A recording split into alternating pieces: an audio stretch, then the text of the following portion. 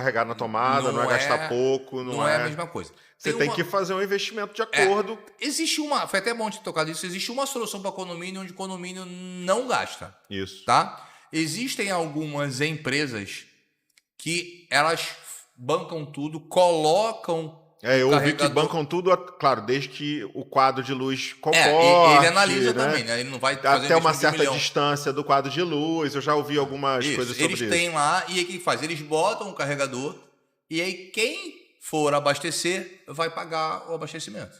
Tipo um postinho. Bota o cartão ali. É um postinho. É como se fosse um carregador de estrada dentro de um condomínio. Só que ele não bota um rápido, ele bota 2 ou 3 de 7 kW, né? Que aí ele pode fazer o gerenciamento. E um aplicativo ou cartão para liberar, alguma coisa assim. É um calibrador de pneu. Vai estar ali, quem chegar primeiro engata. É isso que eu falo, que o síndico tirar a responsabilidade dele, né? Entrega para essa empresa, claro, verifica se essa empresa está regulamentada direitinho, só tem um não sei o grande detalhe, tá, Francisco? Isso é importante, tá? Isso, de novo, é opinião pessoal. Quando a gente soube desse modelo, o que a gente fez? Fez a conta. Porque, imagina que eu vendo o projeto e vendo instalação, se tem alguém que coloca de graça, eu vou vender zero. O que a gente faz? Vamos repetir. Se o cara está ganhando dinheiro, eu vou ganhar também. Fui fazer a conta.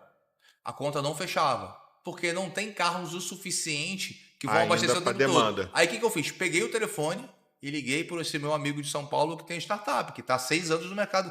Alguém que está há 6 anos no mercado de carregamento veicular deve saber o que está fazendo, né? Porque há muito tempo. Aí eu falei, filhão, me explica o que está acontecendo. Ele falou, Vinícius, a conta não fecha. Isso são startups que queimam caixa. Não, elas queimam caixa para serem vendidas ali na frente.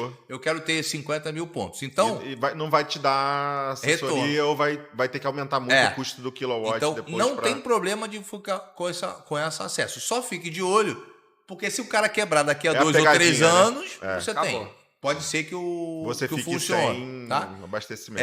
E aí um ponto só importante, até para a gente entrar no outro ponto, vou pegar, deixa aqui, quem paga a energia.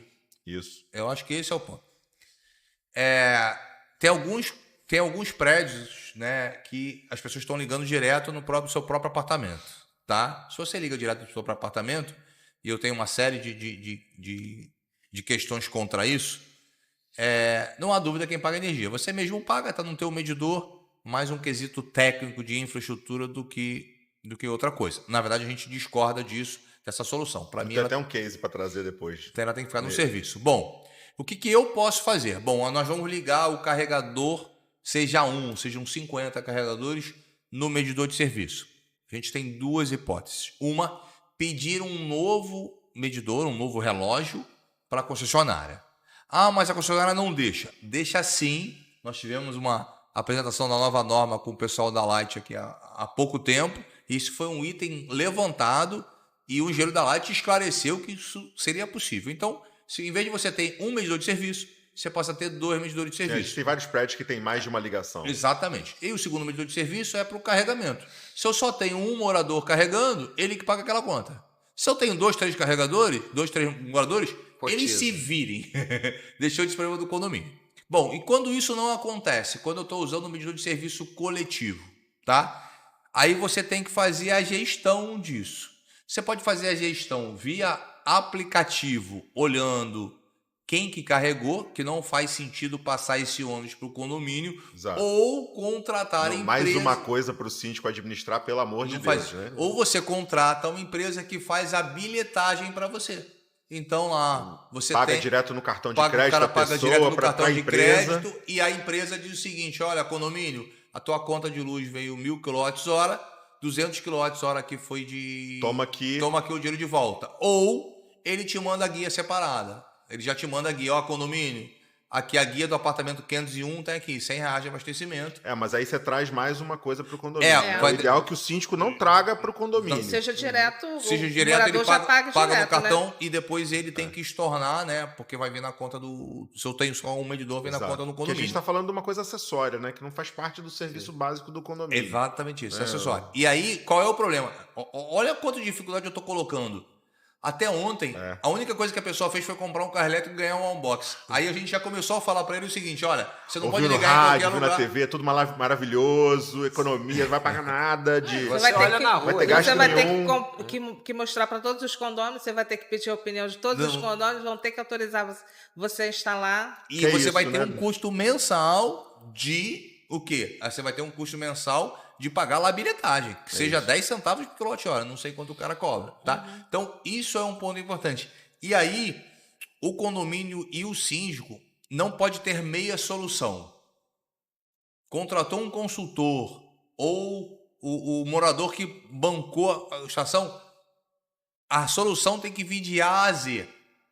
Estudou a parte elétrica, estudou a infraestrutura, pediu um novo medidor, ou se não tem um novo medidor, é um antigo. Como é que vai ser o meio de pagamento, como é que você vai ressarcir o condomínio da energia que você gastou. Então, tem que estar tudo claro desde o início, e quando for para a Assembleia, tudo claro, porque senão vai ter alguém que vai levantar, mas eu acho muito complicado esse negócio do aplicativo, porque vai ter alguém que vai questionar se é a lisura da empresa que está mandando a informação. Então, não tem como fazer isso de forma...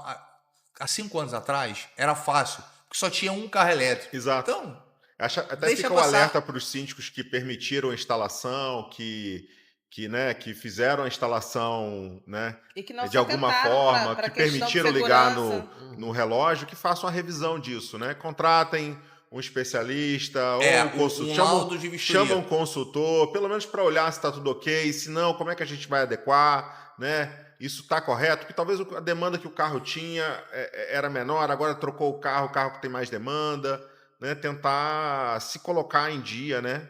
Eu queria trazer 2 elementos para essa conversa, até para contribuir, né? Um dos elementos é o seguinte: se a gente já tem legislação nacional, estadual, parelha de outro estado, né, que sirva de referência para esse tema, né? A segunda questão e aí a doutora vê se a gente tem alguma jurisprudência e questões já colocadas desse tema nesse ambiente. Eu vou aproveitar a tua pergunta, que é uma pergunta que os síndicos algumas vezes me fazem e eu não sabia a resposta. Como engenheiro eu falo sobre tudo, né? Sobre política, sobre direito. Eu não tenho problema nenhum de ter opinião formada sobre tudo, né? O condomínio pode, a Assembleia, né? Não, o condomínio pode negar a instalação do carregador, ou ele é obrigado a me permitir, com condições XPTO, me permitir que eu tenha o meu carro elétrico. Ela pode dizer, não, você nunca vai poder carregar aqui. Então, se tratando de parte comum, eu entendo que o condomínio tem uma esfera de atuação, eu entendo que ele pode deliberar, eventualmente, se não principalmente justificada, né? De que, por exemplo, essa questão técnica, esse estudo que a gente está falando, que ele é prévio, ele é importante para saber a possibilidade de instalação e a segurança, principalmente para os condôminos, isso ele tem que verificar antes de discutir qualquer coisa. Então, acho que se não tiver, principalmente, ele pode negar. E falando não de jurisprudência, que já é um entendimento consolidado, mas falando de decisões judiciais, eu não encontrei aqui no Tribunal do Rio falando sobre esse assunto, eu encontrei no Tribunal de São Paulo, eu encontrei no Tribunal do Rio Grande do Sul, falando de decisões mais em São Paulo, talvez ser uma cidade maior. É grande, né? É São Paulo. É São Paulo. Tem maior quantidade já de carros elétricos. Isso. Então, assim, as decisões estão no sentido de considerar, por exemplo, muito o princípio da isonomia, essa questão que a gente começou falando, de o condomínio que de repente não comporta que todos tenham, mas tem somente algumas unidades possam instalar o carregamento, até por conta do próprio morador, mas que não tem a capacidade para todo mundo. Então, a gente tem decisões negando até a instalação de um condômino que tinha capacidade, porque se os outros resolvessem comprar, não teria condição isso que a gente já falou aqui, né? de instalar para todo mundo. Tá? Então, aí ele tá fazendo um tratamento isonômico, mesmo que seja numa vaga que seja de uso exclusivo. Como eu já falei no início, quando é de uso coletivo, pior ainda, né? Porque a vaga que não é fixa, né? Não é fixa, a vaga que a pessoa chega. Se ela colocou, instalou ali, e eu tenho carro elétrico, eu delimitei a minha vaga. E essa São vaga situações complicadas, né? Passa a ser de uso exclusivo, tá? Com relação, por exemplo, também a quórum, né, que a gente nem tocou aqui para a deliberação. Nas decisões que eu encontrei em São Paulo, está falando do quórum de 2/3, tá? Eles colocam lá a justificativa dele, é no 1342, e que fala em construção em área comum que impossibilite a outras pessoas de terem o mesmo uso, que é o caso, por exemplo, da vaga coletiva que eu instalei. A vaga fixa, né? Digamos, para carro elétrico. Isso, e que aí eu restringo a vaga só para o meu uso pessoal. Eu não sei se, tecnicamente, vocês que são engenheiros vão dizer que isso seria exatamente uma construção. Exatamente. Eu acho que... Isso é infraestrutura, eu entendo que eu acho construção, né? Do meu ponto de vista, eu acho que o síndico tem que... O papel principal do síndico é mediar, né? Não dá para ser... O condomínio que tem capacidade de instalar, simplesmente dizer não, pode ser que o morador entre na justiça e acabe ganhando lá no futuro, mesmo com a decisão em assembleia, porque a decisão não está bem fundamentada. O juiz pode interpretar, o morador, se conseguir fazer um acervo bom de provas, né, vai pedir um técnico para fazer uma vistoria, né, laudar, dizer que o condomínio tem todas as condições, né, de ter a instalação e está simplesmente negando por mitos, porque não tem informação, porque simplesmente... Na dúvida eu digo não. Na dúvida eu digo não. O síndico, não quero me chatear. O síndico já tem bastante chateação, com certeza, eu até entendo alguns deles. Ele não quer mais um problema, entendeu? Ele não quer ter que discutir com mais um morador. E a gente tem N casos sobre isso. Mas vamos falar sobre a legislação primeiro que existe, talvez, e aí depois a gente vem para trazer alguns casos de como é que isso está acontecendo. Complementar. Em São Paulo, por exemplo, eu tenho caso que, por exemplo, eu vi um caso que a possibilidade de instalação técnica e fornecimento de energia, que ele disse que caberia somente para uma vaga num determinado subsolo. O juiz disse que não, por conta dessa questão do princípio da isonomia, de não ter para todo mundo. Nesse caso, eu acho que o juiz foi mal assistido. Talvez. Porque, na verdade, nós resolvemos com esse controle que eu te falei. Olha, pode ter 2, 3 ou 4. Exatamente. O que vai acontecer, se todo mundo quiser, vai levar 1000 horas para carregar, mas ok. Tá? Agora, tem uma outra decisão no Rio Grande do Sul, que era a vaga específica da pessoa, e que o juiz entendeu que era possível ele poder instalar e usar lá, que não trazia risco para ninguém. O que eu acho a gente tem muito pouca informação ainda sobre isso, há muitos mitos, a gente está discutindo sobre uns aqui, e eu acho que isso aqui só com o tempo, quando o assunto se tornar mais conhecido, que se tiverem esses estudos técnicos que a gente vai comentar, né, ainda, eu acho que mais é falta de conhecimento ainda para você ter uma condição boa de resolução da questão. Eu ouvi muito fazendo pesquisa, perguntando para o meu pessoal lá, né, como é que estão, o que os síndicos estão perguntando e tal, assim, quase que unânime o comentário de que como se houvesse uma lei que proibisse o carregamento de veículo elétrico ao lado de um veículo a combustão. Existe essa lei? Não. Aliás... Mas unânime. Todo mundo fala, mas não pode carregar veículo elétrico do lado de carro a combustão. Eu nunca vi tanta... Depois que eu fechei o manual nesse condomínio lá na Barra da Tijuca, eu nunca recebi tanta informação de incêndio. E assim, um monte de notícias que não faziam nem sentido. Né? Tem uma que os carros elétricos são todos abandonados na China. Né? Que tem pátios de China. Gente, existem pátios de carros elétricos abandonados na China. Por quê? Porque o modelo de negócio de locação que quebrou. Então o motivo era totalmente diverso. Vamos lá. Temos lei sobre carregamento veicular no Brasil? Lei, até onde eu sei, não. O que a gente tem algumas legislações ou em projeto de lei dizendo que as construções novas... Niterói, né? Como Niterói, as construções novas... Como São Paulo, que já tem desde 2021. Exatamente. Tem que ter X% de vaga. Então, repara o seguinte. Eu tenho, num primeiro momento, um incentivo do legislador para que você tenha infraestrutura para carro elétrico. Tá? Qual é a discussão hoje? A discussão hoje vem lá do fato que a gente falou do problema em havendo um incêndio, da dificuldade do combate a incêndio. Isso criou um grau muito grande no Brasil. Por quê? Porque o bombeiro do estado de São Paulo resolveu tratar do assunto. E o que ele fez? Ele fez uma consulta pública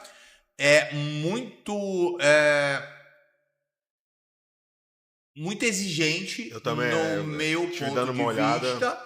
E quando isso veio a público, que aliás, uma consulta pública justamente para isso, para ver a pública, começou a ter os movimentos. Olha só, não é nem 8 nem 80, né? Então começou as discussões e a consulta pública é para isso mesmo, para que a sociedade possa dar opinião e aí o Corpo de Bombeiro vai avaliar. O que acontece com isso? Você não coincidiu, né? Foi por isso que veio a consulta pública. Você coincidiu a consulta pública com o aumento de vendas de carros elétricos, com um benefício tributário, fiscal, para a BYD construir a fábrica dela lá, e no meio do caminho a Stellantis também entra nessa coisa. Então a gente tem um monte de assuntos. E aí agora nós temos 2 times. Nós temos os times dos caras que gostam de carro elétrico e os 2 times que acham, e o outro time que acha que o carro elétrico é o 8º ciclo do inferno. É basicamente isso. Então, se você buscar notícias... Mais uma polarização. E é ridículo isso, porque é uma polarização, inclusive entre engenheiros. Tá? Mas tem um terceiro ali fazendo a via média ali. Quem? Que é o biometano e o gás, né? Mas e aí que tá, o biometano e o gás, no meu ponto de vista, não são concorrência. Por uma questão geopolítica também. Não, mas geopolítica, mas olha só. Para abastecer gás. Vamos concordar uma coisa, gente? O álcool e o gás já deu errado. Deu certo e depois nós paramos. Paramos com o álcool na década de 70, 80 e o gás. Quando foi o último posto de gás que foi criado no Rio de Janeiro? Do contrário, tenho visto alguns fechando. E eu olho notícia e tem não sei quantos toneladas de metro cúbico. O gás que é uma realidade do Rio de Janeiro, né? Principalmente. Você vai no resto do Brasil. Então, o carro elétrico no Rio de Janeiro só existe porque a gente não fez o trabalho de casa com gás e com biometano. E o gás e o biometano só existe porque a gente não fez o trabalho de casa com álcool. Então, gente, achar realmente que agora nós vamos resolver mobilidade no Brasil com gás ou com álcool, não é o que eu acredito. Então, eu não acho que eles sejam concorrentes. E aí a gente tem essa briga do pessoal contra o carro elétrico e a favor do carro elétrico. Como é que isso vai ser resolvido? Minha opinião. Primeiro, eu espero que o governo do estado de São Paulo chegue numa coisa razoável. Corpo de Bombeiros, Corpo de Bombeiros, né? Falei do governo, mas é o Corpo de Bombeiros. Chega numa coisa razoável.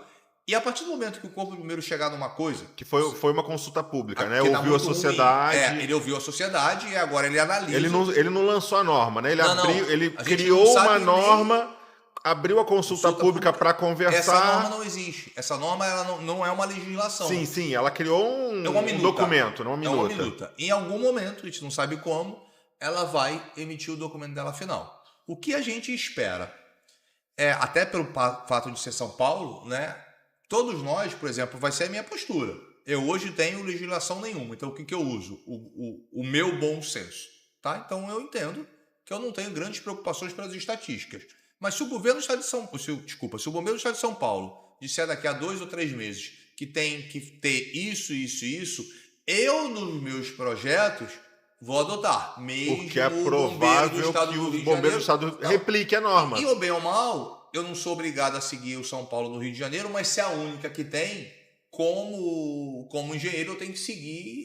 Eu estou indo a favor da segurança. Enquanto não tem isso, vale a norma técnica. Então, aí tem um detalhe. Nós temos alguma norma técnica? Temos. Isso é um ponto importante.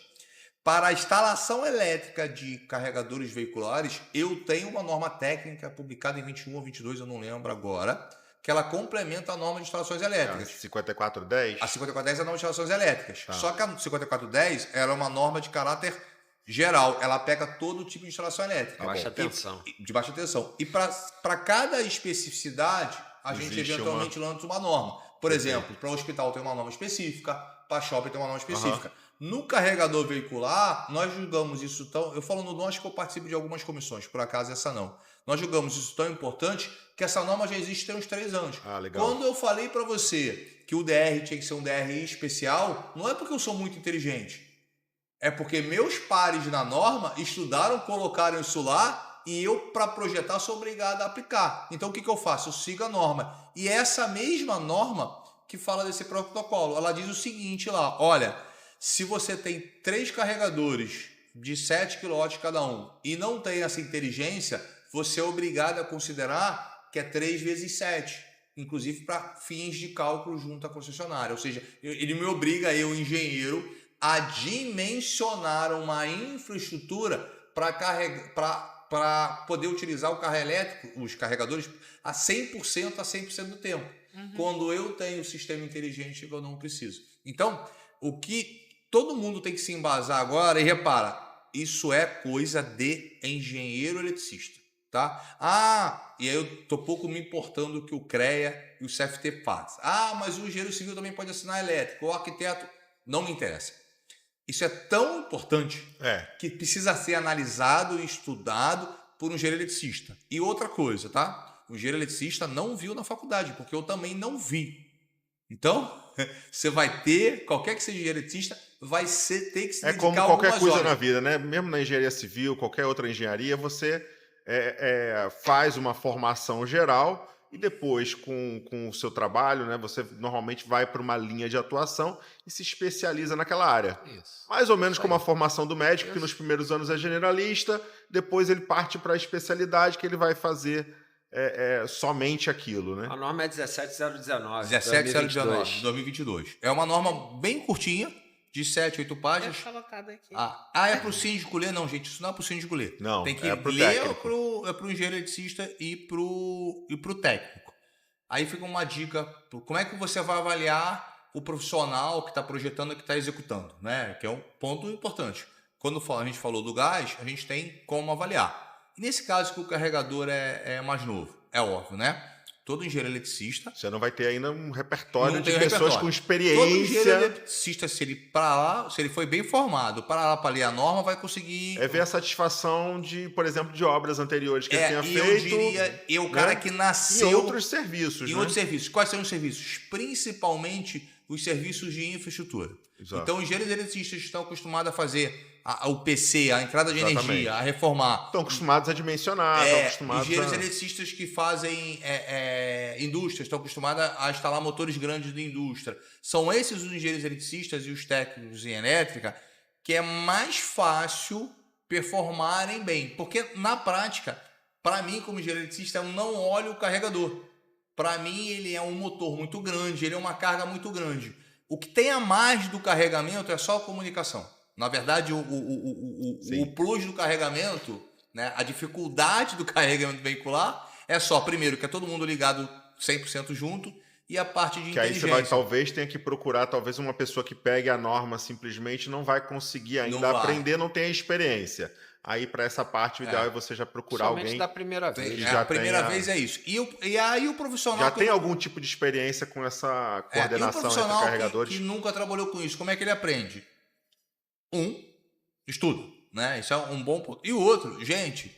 Tem cursos, formação, alguma coisa? Tem cursos para isso, tem cursos rápidos. Os próprios fabricantes, eu imagino que já estejam fornecendo. E você participa com alguém que tenha feito uma. Sim. Bate na porta. Alguns fabricantes eles têm um princípio de trabalhar com a ideia dos integradores, né?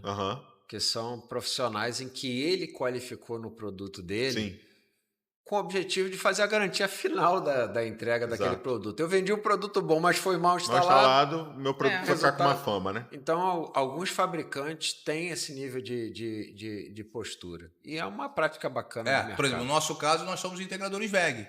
Significa que, além de todo o conhecimento que eu já tenho, eu tenho a engenharia da VEG para pegar o telefone e dizer, velho, não estamos conseguindo ligar isso aqui. Mas existem outros que trabalham com multi-empresas. Não, mas eu sou integrador VEG, mas o conhecimento que a VEG me deu, eu instalo qualquer um.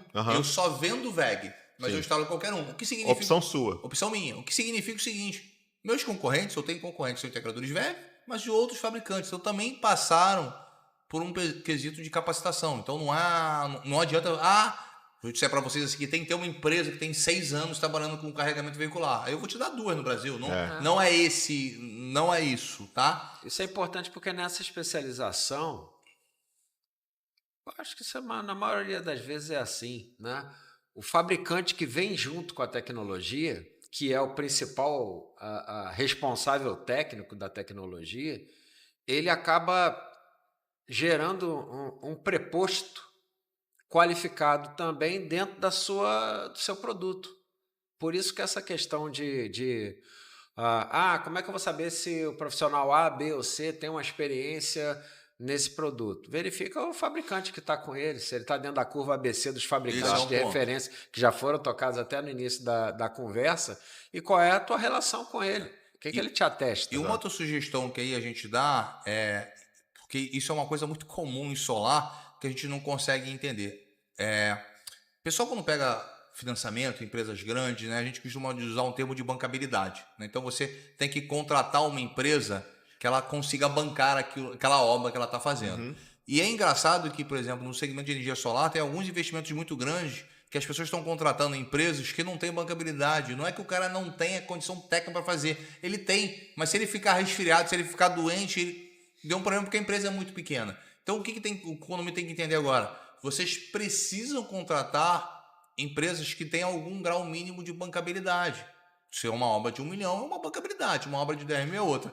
E uma coisa importante aí, de novo, né, com risco de magoar algumas pessoas, eu posso contratar um profissional autônomo, eu posso contratar uma empresa. Nesse caso específico, no meu ponto de vista, por ser uma tecnologia iniciando, exatamente, tem que contratar uma empresa, não um autônomo. O autônomo não tem condição? Gente, tem. Eu, Vinícius, pessoa física, e Vinícius, pessoa jurídica, somos a mesma pessoa, tá? Mas a empresa dá um pouquinho mais de porte, de segurança. E um outro ponto, gente, você tem que consultar ou junto ao CREA ou junto ao CFT se aquela empresa tem registro no conselho. Por quê? Porque qualquer empresa do setor de engenharia, RT, não só pessoal, né? Não só o profissional, mas a empresa. Por que eu estou falando isso? Porque é regra do jogo, né? Então, eu sou engenheiro e tenho uma empresa de engenharia. Eu pago a minha anuidade e a anuidade da empresa. Essa é a legislação, a regra do jogo. Então, se você tem uma empresa que nem um engenheiro registrado ela tem, ou o técnico registrado ela tem, cara, que longevidade você dá para aquela empresa? Nem ele acredita nele, porque se ele acreditasse nele, ele teria o registro da empresa no conselho. Então, é óbvio, eu deveria fazer isso numa empresa de ar-condicionado também? Deveria. A gente faz? Não. Ar-condicionado é uma coisa que já está mais dominado, o risco. Nesse momento, eu acho que buscar, já que a gente não consegue ter um selo de uma qualificação técnica, pelo menos de buscar que as qualificações de bancabilidade, né, credenciais tenha. Isso é a minha opinião. O síndico, para a segurança do síndico, né, ele vai contratar uma empresa que esse serviço é um serviço completamente novo. Então, os cuidados que você indicaria é isso. Essa verificação junto ao CREA. Ele vai entrar no... O que acontece? Eu sou assessor, não, como é que eu falo? Sou membro do fiscal lá do apartamento que a gente tem, né? E aí tinha uma obrinha para fazer. Eu só fiz uma coisa, tá? Peguei o nome das empresas do CNPJ, entrei no site do CREA, consultei no site do CFT. Das 3, uma tinha registro no CREA, outra no CFT e outra em lugar nenhum. Então você vai pegar o nome da empresa do CNPJ, você vai entrar no site do CREA Rio, ou nos dois, né? No CREA e no CFT, tem um local, isso é gratuito, você consegue acessar, você vai botar o CNPJ da empresa e ele vai dizer se aquela empresa tem ou não registro no CREA ou no CFT. E se tiver registro, quem é o profissional responsável. É isso. O que você não deve fazer? Consultou o CREA, não está lá. Consultou o CFT, não está lá, não contrate. O CFT é o conselho dos técnicos, tá? Porque eu também não posso tirar... E eu não posso... Para esse tipo de instalação, não faz sentido o arquiteto, né? Ou o arquiteto também pode executar. Baixa tensão, ele poderia... Eu vou dar a minha opinião, que não necessariamente é legal. No meu ponto de vista, o arquiteto não devia nem assinar... Hoje eu vou ser preso quando esse negócio, esse episódio sair, né? O arquiteto, para mim, não devia ter competência nenhuma para elétrica, porque na prática ele não tem, tá? Mas nesse caso específico de carregamento... Na prática, a gente está falando de currículo, né? De você ter uma atribuição de qualificação no currículo que o conselho se sinta à vontade depois para habilitá-lo a exercer aquela profissão que ele aprendeu. É porque que normalmente em obra, por que eu perguntei isso, né? Porque normalmente em obras a gente fala de ART ou RRT, né? Mas então, é só para esclarecer. O CAL, eventualmente, né? Eu nunca sei se ele liberou ou não o arquiteto de fazer isso. E agora eu não estou me preocupando com se o conselho dá ou não direito para ele fazer a parte de instalação elétrica. Não, a minha opinião não está superior a isso. Na prática, quantas horas de instalação elétrica ele estudou? Eu, como engenheiro eletricista, estudei 5 anos de instalação elétrica o tempo todo. O meu parceiro do engenheiro civil estudou 6 meses. Então, é óbvio que eu aprendi muito mais horas. Por ser uma coisa de alta demanda, alta carga, durante muito período de tempo, com alguns riscos, uma coisa nova, eu estou restringindo ainda mais, eu estou sendo mais exigente que a legislação, eu estou ciente disso. Tá? Então, no meu ponto de vista, nesse momento só pode ser engenheiro eletricista e técnico eletrotécnico. Ah, mas o arquiteto ou engenheiro civil tem ou não competência legal para baixa tensão? Se o conselho disser que ele tem, ele tem. Ele pode ser uma empresa que está com quem é o responsável, é um arquiteto, mas que ele tem técnicos trabalhando lá dentro para executar esse serviço. Só que aí esses técnicos teriam que estar registrados, no meu ponto de vista, registrado no conselho. Tá lá registrado. Aí eu tenho, isso aí. Eu consigo provar, não, é a empresa X e o técnico responsável é Y. Por quê? Porque tem muita empresa, o que ela faz? Ela não se registra em conselho nenhum. Quando tem um serviço, ela pega um engenheiro autônomo qualquer, paga R$10 pro cara, emite RT, ele pode até acompanhar a obra, não tem problema nenhum, né? Ele pode fazer uma coisa legal, acompanhar a obra, só que ele não é parte dessa empresa. Daqui a 2 meses, 3 meses, vai ter problema, as coisas dão um problema, precisa de manutenção. Então, essa é a minha sugestão. Ou até da própria conclusão da obra mesmo em si, né? Às vezes a pessoa... Durante a obra. Durante a obra. Abandonar a obra. Isso. Então eu acho que condomínio a gente tem alguns casos desses. E também nessa escolha mais barata. Nas obras em geral, porque se você tiver uma obra que dure mais algum tempo, e o autônomo ele tá ali atrás do que é melhor para ele, via de regra. Que é lícito, né? Então, ele tá lá recebendo R$500. Cara, amanhã uma obra no meio do caminho pagando 15 mil... O que prende ele naquele lugar ali? Vamos voltar só concluindo a questão da lei. Então, só para referendar para o síndico, o que a gente tem de lei, né? A gente tem lei municipal sabida, né? A de São Paulo, principalmente, né? Que desde 2021 obriga, com alguns critérios, né? Acho que baixa renda não precisa, não sei o quê, que obriga a instalação, mas aí normalmente é a construtora que vai se preocupar com isso, porque a gente está falando de prédios novos, né? Eles não criaram a obrigação de prédios antigos terem que instalar, né? Então é provável que venham legislações similares a reboque também, e nacionalmente a gente tem a consulta pública dos bombeiros de São Paulo, que provavelmente vão ser copiadas a nível nacional. A gente ainda não tem o resultado dela, né? A consulta pública se encerrou, não sabemos em quanto tempo eles liberarão uma norma. Provavelmente é o que deve ser seguido como padrão nacional, né? Além da própria NBR, que serve para projeto, né? Instalação elétrica. E aí, o resumo gente, o carro elétrico é inseguro? Não. O carro elétrico é tão inseguro quanto a instalação elétrica. As pessoas morrem de choque. Não vamos ter instalação elétrica. Então, não há nada que indique hoje que existe mais risco de incêndio em um carro elétrico do que um carro a combustão. Muito pelo contrário. O que a gente tem hoje é óbvio. Tem uma base menor de carros elétricos, a gente sabe disso, tá? Mas o que a gente tem hoje de números estatísticos é que os carros elétricos apresentam menos incêndios do que os carros a combustão. Ponto. Mas se acontecer um incêndio num veículo elétrico, é verdade, é mais difícil apagar um incêndio no veículo elétrico. Não vamos botar panos quentes em nada. Mas na prática é isso que a gente tem. Mas eu li que o carro pegou fogo semana passada lá nos Estados Unidos. A gente tem algumas perguntas que ninguém nos informa. Qual é a data desse carro? É óbvio que os primeiros Tesla são muito menos seguros do que o Tesla atual. Pegou fogo porque foi um curto-circuito na instalação, né? A gente acaba não tendo... Se alguém chegar para você e disser lá no condomínio, mas é proibido. Não, gente, não é proibido em lugar nenhum no mundo. Ponto. Não tem isso. Acabei de vir de férias agora, 2 meses da Inglaterra, e cansei de ver carros sendo abastecidos em subsolo de prédio. Ponto. Cansei de ver abastecido subsolo de prédio. A China tem um monte de carro elétrico. 20% da frota nova chinesa foi uma aposta deles, né? Aposta deles. É óbvio, né, que se tiver problema na China não vai sair no jornal. A gente também sabe disso. Mas a gente tem amigos que vieram na China agora e só tem carro elétrico. Então, eu acho que o medo em si, minha opinião de novo, não deveria ser motivo para não permitir que se opor, né? Para se opor. Eu acho que as oposições podem a ver com os custos necessários para isso. Aí eu acho válido. Né? Os pontos de atenção na instalação. Mas algumas vezes, quando a instalação vai ser tão caro colocar e você vai dividir por todo mundo para benefício de 2, 3, 4, aí eu concordo. Você vai se opor não por medo de pegar fogo. Você vai se opor porque, bem ou mal, a gente mora num prédio que tem 30, 40, 50 anos e vai custar R$1 milhão para reformar. Como, por exemplo, se eu quisesse botar na minha cobertura, eu quero botar uma piscina. Uma coisa é eu comprar uma cobertura com piscina. Outra coisa é eu resolver da noite pro dia botar uma piscina numa cobertura num prédio de 40 anos, uma raia olímpica. Aí tem que reforçar o prédio todo. Eu vou dizer pros meus vizinhos, olha só, eu quero botar uma piscina. Mas vocês vão reforçar o prédio por mim. É isso. É isso. O resto é medo. E lembrando, gente, tem uma polarização. Eu tô na polarização do lado dos que gostam do carro elétrico. Gosta e usa, né? Eu até não tenho usado, né? Não tenho usado, não. Agora, com certeza, no condomínio, com um monte de pessoas, vai ter gente que gosta e vai ter gente que não gosta. Eu tenho certeza que o Ford, quando popularizou o carro, né, quando fez a linha de produção lá no começo dos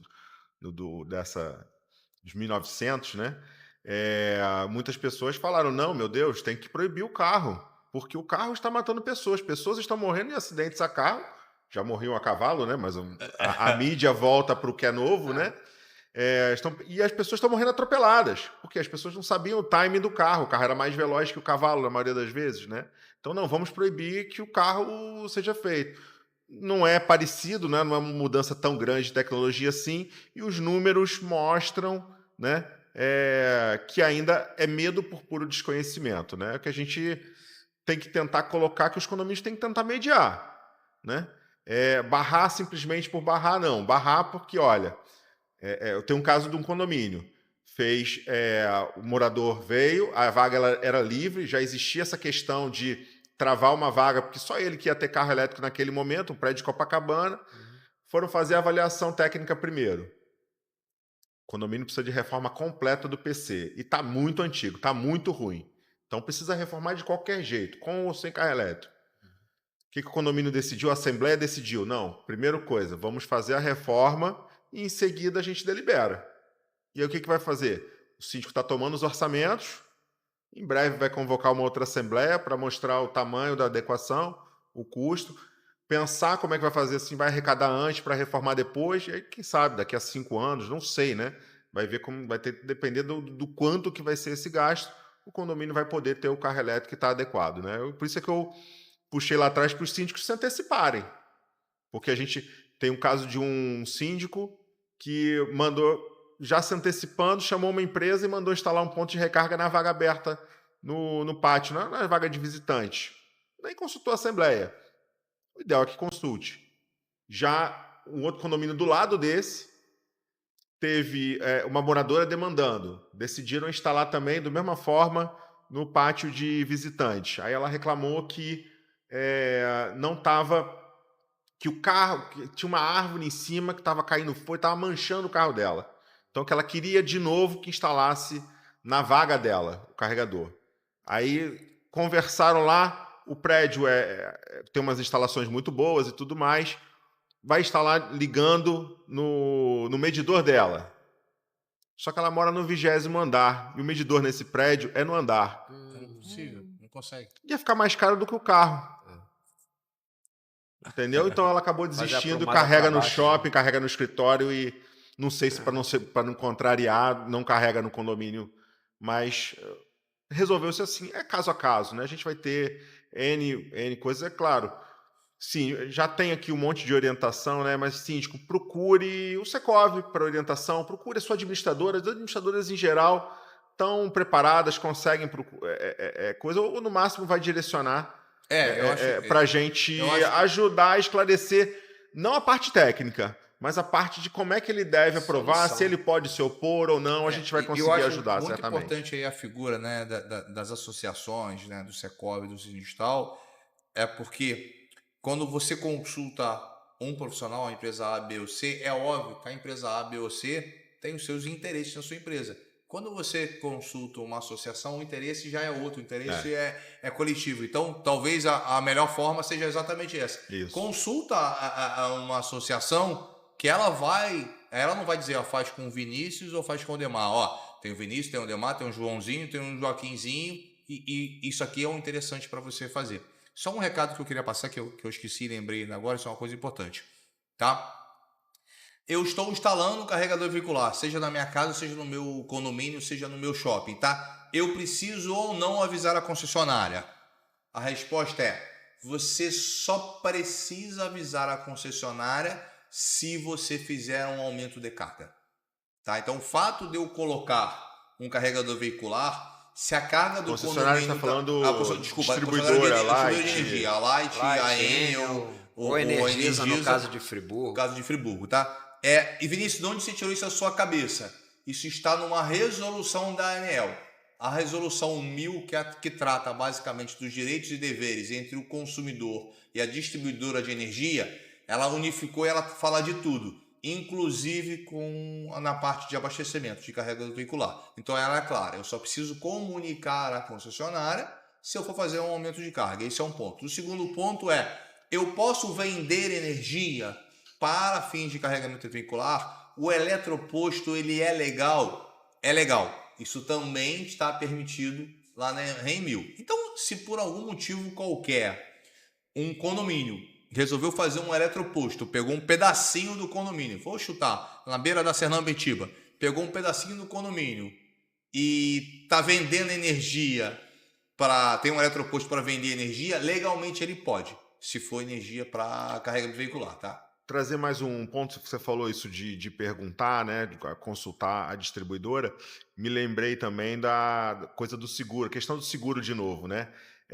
Síndico, informe o seu corretor de seguros quando você, porventura, instalar lembrando de corretor, né? Porque tem muito corretor, como qualquer profissão, exato, que é tirador de apólice, né? Exatamente. Mas para que ele, eventualmente, faça um endosso de risco, ele vai saber avaliar junto com quem presta assessoria para ele na seguradora. E já temos seguradoras, já tive notícia que temos seguradoras incluindo na cobertura eventual incêndio ou danos ao carregador eu tenho um amigo veicular que é corretor da Porto Seguro, e eu comentei isso com ele uma vez, e ele falou, não, dá para a gente... Parece que a Porto tem um produto para isso. A Tóquio também. Acho que foi a Porto que ele falou, pode ter sido o Tóquio. E isso é importante. E aí uma coisa importante que você salientou bem, o engenheiro eletricista só lembra da parte da engenharia elétrica, exato, né? Essa consulta tem que ser feita lá atrás, né? Não adianta você me contratar e eu fazer um projeto brilhante de carregamento e a seguradora diz que não cobre. Então essa consulta tem que nascer exatamente lá atrás, né? Porque se você tiver alguma coisa que não cubra... Essa instalação do condomínio é importante que esteja segurada. Mas o carregador é individual instalado pelo morador. Ok, mas a instalação que for comum tem que estar coberta, né? É um risco adicional que a seguradora pode... Sempre lembrando, instalação mal feita, feita por alguém não habilitado, a seguradora vai querer negar a cobertura. Com certeza. Então... Bom, vamos chegando ao final desse podcast. E dá para fazer mais uns 3 ou 4 depois, esse né? vai ser dividido em 3 partes. O bom é que você vai ficar com a gente mais tempo, né? Mas eu gostaria de finalizar da forma como a gente já tem um hábito finalizado, pedindo para cada um de vocês deixar uma mensagem para o público que está nos ouvindo em relação a esse tema do carregador veicular, né? Tanto pelo aspecto do Secov, que é da sua responsabilidade comunicar para o seu público, quanto também da nossa parte do Sindustal, por ser um sindicato engenheirado, a maior parte dos empresários que estão aqui são engenheiros ou são técnicos, né? Em relação a esse tema. Então, fique à vontade, vou começar pelas damas. Doutora Corina, aquela câmera da verdade aqui à minha direita aqui. Bom, finalizando aqui esse evento, né? Eu mais aprendi do que falei, né? Estou aqui com o técnico aqui também, que puderam explicar bastante sobre essa parte de instalação, que é nova, está chegando também, acho que veio para ficar. Agora, o Secov está à disposição para prestar essas orientações com relação à parte da instalação do que é jurídico nas decisões sobre o que o síndico deve fazer para instalar, esses cuidados de procurar, de repente, esse estudo prévio, né? De ver a questão do seguro, que foi o que a gente falou aqui por último também, antes de decidir sobre a instalação, a melhor forma de instalação para o condomínio, e é sempre uma decisão coletiva, ok? Obrigado, doutora. Francisco? Bom, quero convidar vocês a participarem dos nossos eventos. A gente tem trazido aos nossos eventos agora, inclusive Vinícius vai participar do nosso próximo evento, a Feira de Síndicos, que provavelmente vai ser concomitante com o lançamento desse podcast. Além disso, a gente faz outros eventos, a gente tem a nossa revista, né? A gente em breve certamente terá cursos também lá para os síndicos que quiserem, né? Não para formação, mas para os síndicos tirando dúvidas, dando uma orientação básica. A gente faz cursos online como presenciais. O Secov está aí para ajudar você, síndico, para ajudar você, morador. A gente conta com as contribuições de vocês. A gente tem essa consultoria jurídica para quem contribui, para ajudar o condomínio a não ter problemas, a não ter mais uma dor de cabeça e certamente adotar o que há de melhor de práticas no momento, no mercado. Obrigado. Vinícius. Alguns recados importantes para o síndico. É uma oportunidade para sensibilizar os moradores a fazer uma revisão da instalação elétrica. Visto que você não vai conseguir instalar carregador sem avaliar a instalação elétrica, é um bom ponto de fazer isso e aumentar a segurança. A gente tem que lembrar sempre que a maioria dos incêndios que ocorrem por problemas elétricos, sem ter carro elétrico nenhum. Então, é um ponto já positivo. Um segundo ponto é, eu como morador, poxa, mas eu não quero ter carro elétrico, eu não tenho nem mais carro, para que eu vou ter uma dor de cabeça? De novo, opinião, mas os imóveis que tiverem disponibilidade para carregamento veicular tendem a se valorizar, tanto no aspecto financeiro quanto na facilidade de vendas. Isso é uma realidade, não adianta a gente ser contrário à tecnologia. A gente podia ser contrário ao carro elétrico há 10 anos. Hoje, ele vai acontecer. Se você vai ter ou não, é uma escolha pessoal, mas que o seu vizinho terá. Então, mantendo as características de segurança, tomando os cuidados necessários para ser feita da forma correta, e é óbvio, e se atualizando conforme a legislação, não há por que ter objeções às instalações de carregadores elétricos, com exceção se as objeções forem financeiras, se for muito custoso para instalar. Mas independente disso, aproveite, é muito importante uma revisão nas instalações elétricas. A gente está falando hoje de instalações com gás, em revisão e auto-vistoria de gás. Aproveitar esse momento, sensibilizar. Além do patrimônio de cada um de vocês, isso envolve vidas humanas, né? Eletricidade, falhas elétricas envolvem vidas humanas. É uma excelente oportunidade, a gente tem algo nos demandando, né?